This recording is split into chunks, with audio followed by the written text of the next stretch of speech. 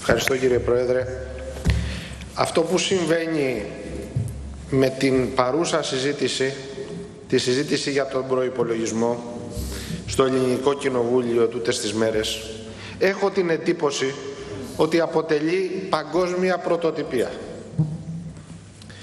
Τη στιγμή που εμείς συζητάμε για τον προϋπολογισμό, είναι σε εξέλιξη μία παράλληλη συζήτηση. Η συζήτηση της κυβέρνησης με τους εκπροσώπους των δανειστών. Η συζήτηση αυτή αφορά φορολογικά ζητήματα, δημοσιονομικά ζητήματα, θέματα ασφαλιστικά και προκύπτει το ερώτημα: τι συζητάμε εδώ όταν γίνεται αυτή η παράλληλη συζήτηση και όταν το προϊόν αυτής της συζήτησης θα έχει άμεση επίδραση στον προϋπολογισμό του κράτους.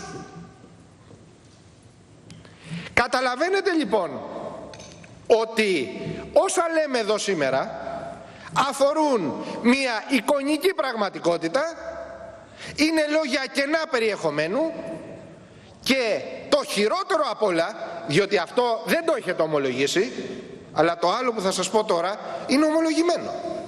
Έχει ομολογηθεί από την κυβέρνηση σχετικά με το δημοσιονομικό κενό ότι αν τελικά κατά την διάρκεια του έτους επιβεβαιωθεί ότι υπάρχει δημοσιονομικό κενό, τότε η κυβέρνηση θα προβεί στις αναγκαίες βελτιώσεις και τροποποίησεις.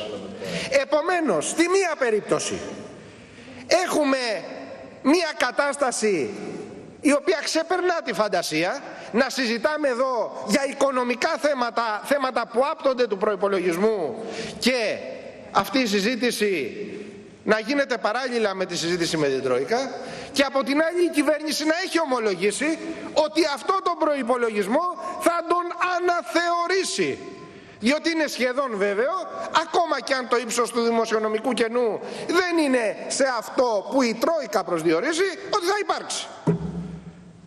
Να λοιπόν γιατί έρχεστε στο Κοινοβούλιο τόσες μέρες και μέχρι την Κυριακή το ίδιο έργο θα παίζετε, και αντί να μας μιλάτε για τον προϋπολογισμό, μας λέτε τι κακά θα κάνει ο ΣΥΡΙΖΑ όταν έρθει στην εξουσία. Κατά πρώτον, χαιρόμαστε που έχετε αντιληφθεί ότι ο ΣΥΡΙΖΑ θα έρθει στην εξουσία. Αλλά να αρχόσαστε εδώ να λέτε ψέματα και συκοφαντίες, αντί να υπερασπιζόσαστε τον ίδιο τον προϋπολογισμό που έχετε καταθέσει, αυτό είναι πρωτόγνωρο και είναι και μοναδικό. Αλλά τι να υπερασπιστείτε? Από ένα προϋπολογισμό λιτότητας, περιστολής των κοινωνικών δαπανών, μείωσης όλων των κονδυλίων όλων των Υπουργείων, τι να έρθετε να πείτε? Ότι πάει καλά η οικονομία? Ορίστε εικόνα της οικονομίας. Αν πήγαινε καλά η οικονομία θα είχαμε αυξήσεις. Εσείς μειώνετε έτη περαιτέρω όλες τις κρατικές δαπάνες σε όλους τους τομείς, και εκεί βεβαίως που γίνεται η μεγάλη σφαγή είναι στα θέματα του κοινωνικού κράτους. Κυρίες και κύριοι συνάδελφοι, τα μεγέθη του προϋπολογισμού δεν αντέχουν σε κριτική, δεν αντέχουν σε έλεγχο, δεν αντέχουν σε συζήτηση. Γι' αυτό ακριβώς και διαφεύγετε τη συζητήσεως με το να λέτε άλλα αντί άλλων.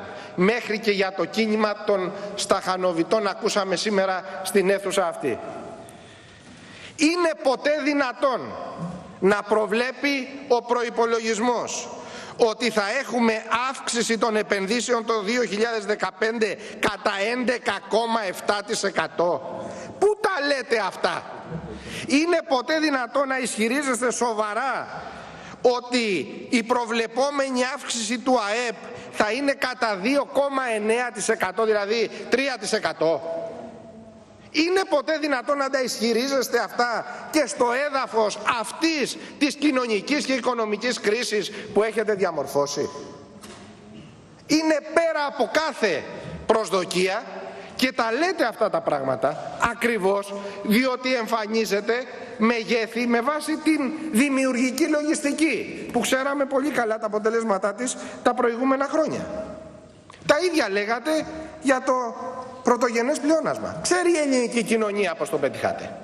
Το γνωρίζει, δεν χρειάζεται να της το πει κανένας. Και εδώ πραγματικά είναι το συμπέρασμα αυτού του διαλόγου που έχετε με την Τρόικα. Η Τρόικα λίγος πολύ τι σας λέει σήμερα, κύριοι συνάδελφοι της συγκυβέρνησης? Μεταξύ κατρεγαρέων ειλικρίνεια. Δηλαδή εμείς και εσείς, η Τρόικα και η κυβέρνηση, μπορεί να εξαπατά τον ελληνικό λαό και να του λέει ότι όλα πάνε καλά, αλλά δεν θα τα λέει και η κυβέρνηση στην Τρόικα. Και γι' αυτό ακριβώς δεν συνυπογράφει και δεν βρίσκεται σε μια διαδικασία συγκατάνευσης σε όλα αυτά τα οποία της λέτε και της προτείνετε. Επομένως, αντιλαμβάνεστε ότι ο προϋπολογισμός είναι ήδη εκτός πεδίου. Και κάτι άλλο, έτσι για να θυμόμαστε και την κατάσταση η οποία επικρατεί. Υπερηφανευόσαστε ότι έχετε ισοσκελίσει το εμπορικό ισοζύγιο. Το έχετε ισοσκελίσει διότι έχουν μειωθεί οι εξαγωγές λόγω της οικονομικής κρίσης. Τελειώνω, κύριε Πρόεδρε. Διότι γνωρίζετε πολύ καλά ότι το μερίδιο των εξαγωγών στο ΑΕΠ από 8,2 πήγε στο 5,2. Επομένως και εδώ έχουμε μείωση. Όλα λοιπόν τα μεγέθη σας που αφορούν την πραγματική οικονομία καταδεικνύουν ότι ρίχνετε την οικονομία, την πραγματική οικονομία και τον ελληνικό λαό στα βράχια. Κυρίες και κύριοι συνάδελφοι, μία αναφορά για τη δικαιοσύνη. Τελειώνω σε μισό λεπτό, κύριε Πρόεδρε. Δικαιοσύνη χωρίς αύξηση των δαπανών για τη γρήγορη έκδοση αποφάσεων δεν μπορεί να υπάρξει. Εάν δεν υπάρξει αύξηση των δαπανών, δηλαδή αύξηση των προσλήψεων σε δικαστές και σε υπαλλήλους και σοβαρή υλικοτεχνική υποδομή, μην περιμένει κανένας βελτίωση των όρων και των συνθήκων στα δικαστήρια. Και τελειώνω, κυρίες και κύριοι συνάδελφοι, λέγοντας το εξής. Συνάδελφος από τη συγκυβέρνηση ανέφερε με αίσθημα ενοχής ότι η κυβέρνηση τέλος πάντων κάνει ό,τι μπορεί με παραλήψεις, με λάθη και με αβελτηρίες. Αβελτηρία σημαίνει η αμυαλιά, η ανοησία, η μορία, η οκνηρία της σκέψης και η ατασταλία. Πράγματι έτσι πορευόσαστε και έτσι νομοθετείτε. Καιρός να φύγετε. Γλώσσα λανθάνουσα τα αληθή λέγει. Ευχαριστώ, κύριε Πρόεδρε.